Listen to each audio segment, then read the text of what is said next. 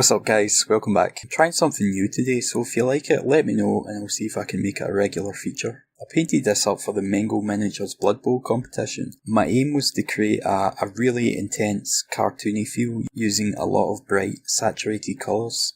There is a couple of things that I'm not happy with, but overall I think I achieved what I set out to do, and that's the main thing. When I paint to this sort of level, generally I try to work section by section. In this case I started off on the shoulder pad.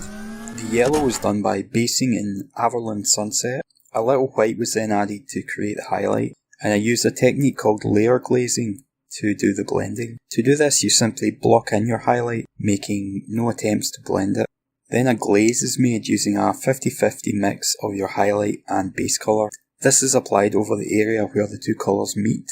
After a few glazes you should find that it blurs the join, thus blending the transition between the two colours.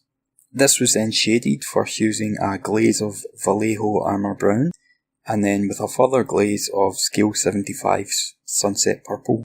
Now, the red parts were based with a 50-50 mix of Rhinoxide and Scale Colour Antares Red, which is basically the same as Mephiston Red, maybe a shade brighter. The highlights were done once again using the layer glaze technique, but I used pure Antares Red for the highlight. I created the shadows by glazing with Scale Colour Black Forest Green, a very rich dark green. Edge highlights were done with Scale Colour Mars Orange. Ratskin Flesh is a very close substitute. The flames over the red were sketched in using Ushbati Bone. I then used a thick glaze of Avalon Sunset to give them colour. Shading was added by glazing Vallejo Armour Brown towards the base of the flames. For the skin I used Lauren Forest with a little bit of Talarn Sand. This was shaded by making a glaze from Armour Brown with a little Antares Red mixed in. Highlights were added using Warboss Green, then adding some Dorm Yellow to lighten it for the final highlights. The trousers were first based in XV88, then simply washed with Agrax Earthshade. Highlights were added by first reapplying the XV88, then using a roughly 50-50 mix of Scale Colour Birch and XV88.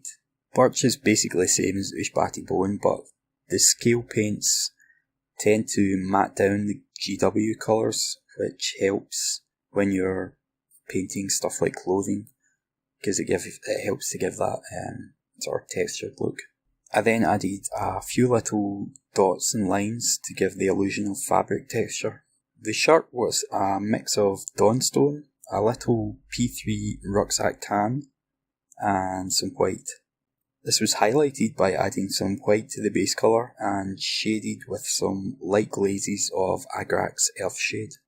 The leather parts were based with Scale Colour Brown Leather mixed with a little black.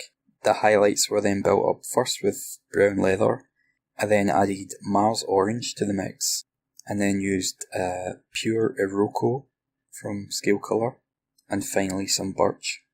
In order to get the textured look, I used lots of little lines and dots. It's actually much easier to do that than getting a smooth blend, because you don't really have to worry so much about accuracy. For the metal parts, I first based in black, then the highlights were built up using Scale Colour Caspian Blue, then Bearing Blue, and finally Arctic Blue. Very small highlights were then added using pure white.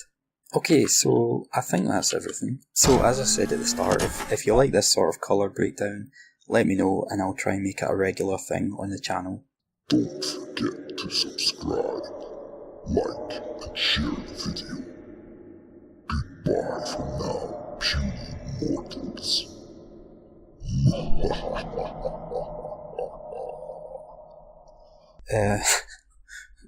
Why the dragon voice? Why not?